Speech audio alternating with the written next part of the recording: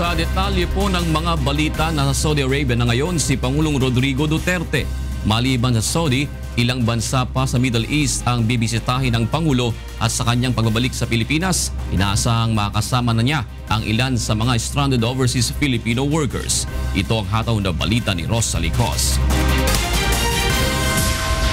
Sa 16 ng Abril, inaasahang makabalik ng bansa si Pangulong Rodrigo Duterte mula sa kanyang state visit sa Kingdom of Saudi Arabia, Bahrain at State of Qatar.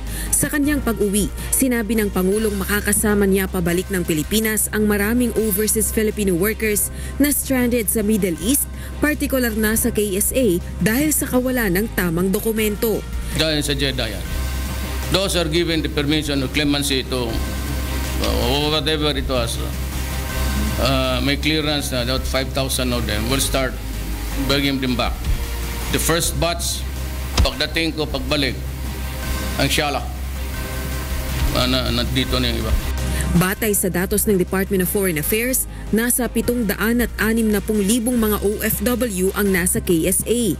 Nasa 15,000 sa kanila ang undocumented at maaaring samantalahin ng mga ito ang 90-day amnesty ng Saudi Arabia government para sa mga banyagang walang angkop na dokumento. Isa sa mga pakay ng pagbisita ng Pangulo sa Saudi Arabia na magkaroon ng pakikipagtulungan sa kanilang pamahalaan upang mapangalagaan ang karapatan at kapakanan ng OFWs doon.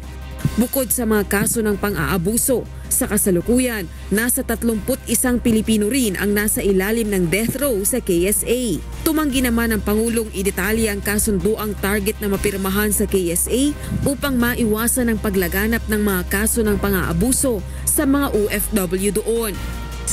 Those were the things that we discussed the other day. I cannot make it public, I'm sorry.